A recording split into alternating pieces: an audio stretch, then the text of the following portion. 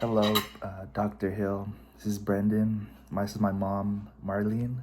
And Right. we have a good food today, spam, eggs, orange, and avocado to go along with our reading. And what kind of drink do you have? This is a cranberry A juice, and cranberry that one is juice, orange and we have juice. an orange juice as well. But I'm excited to read be in John chapter 6, the feeding of the 5,000 that Jesus does, one of the many miracles he does. And I'm going to be reading from the New King James Version. I'm still waiting for my Thompson Bible to come in. But yes, my audience is once again Marlene Rand, my mom. I chose this passage because it shows how something so small can become something meaningful. The story starts with a huge crowd and almost no food. From a human point of view, it looks impossible.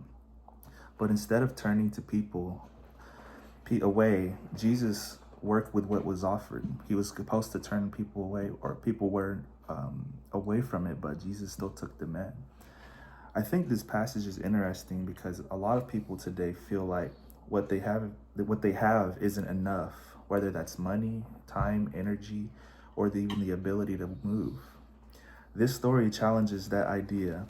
It suggests that even what feels small or insignificant in your life can still matter.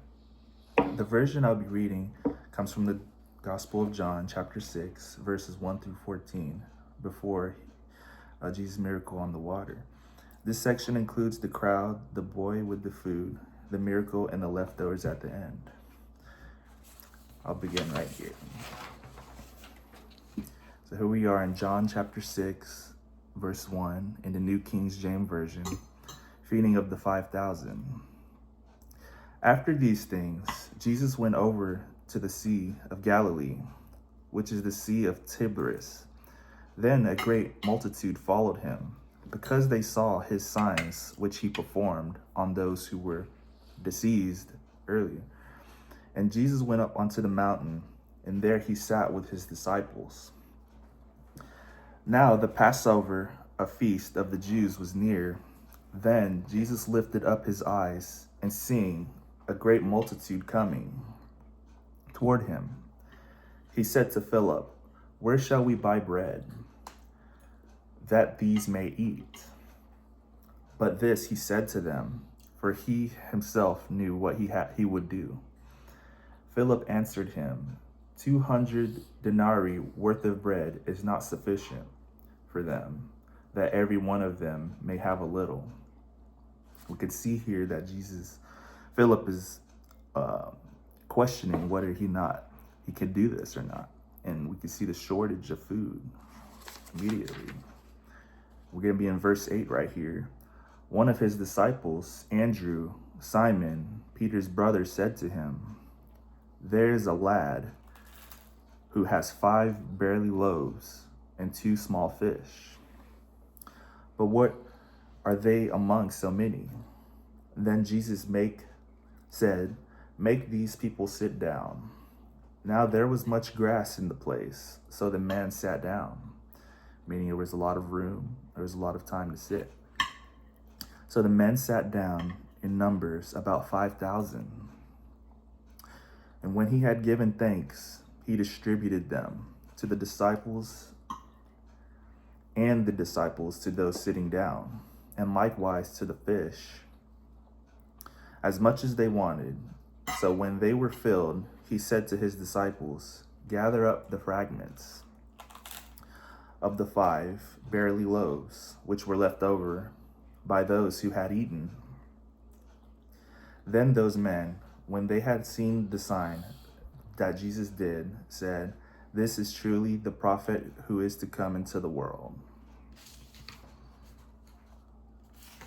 And as I read that, we can see how Jesus turned just the minimal amount of things into the amount to fulfill everyone in the room around the section right there. And I wanted to ask Mom, what part of the story stood out to you the most, and why? Why is this story important to you? He took a little bit of food and he made it to many for the hungry people.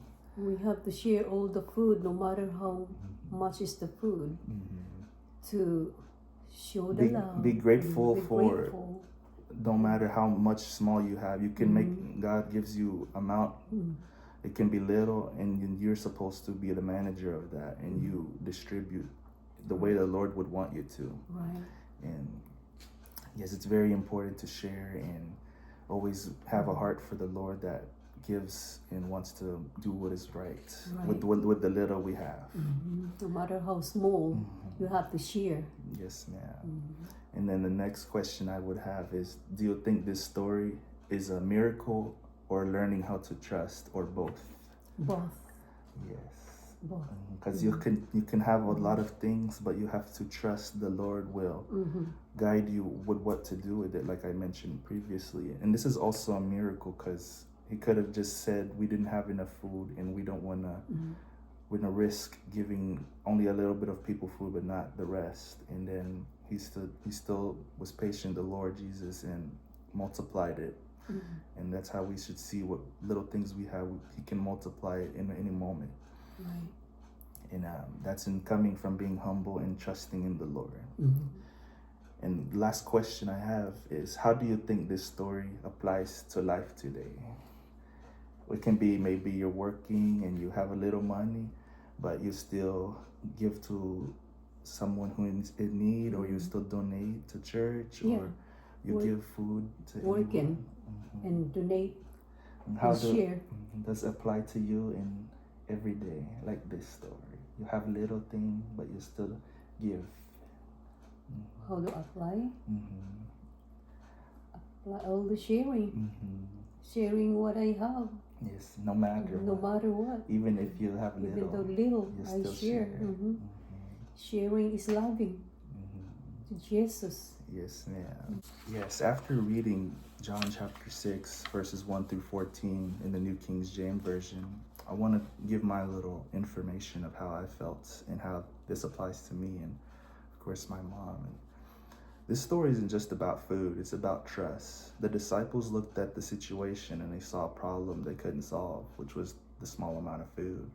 The boy looked at what he had and still offered it, even though it didn't seem like enough. What stood out to me is that the miracle didn't start with abundance. It started with willingness. Someone gave what they had, and that became the beginning of something bigger. I also think the leftovers mattered. The story says that there were 12 baskets left over, more than what they started with. That shows that giving doesn't always mean losing. Something it leads to more than what you expect, like we mentioned earlier. This passage makes me think about how often people wait until they feel ready or prepared before helping, giving, or trying, feeling like we need to be in the right position to start our journey in our giving, spiritual, or wherever it may be. But this story suggests that what you already have might be enough to start. Yes, ma'am. But yes, I want to thank you again, Dr. Hill. It's been a pleasure just being able to take your class again. And I hope you enjoyed our little reading. And we'll go ahead and get into the food right here. My mom was eating along the way, but yes, thank you.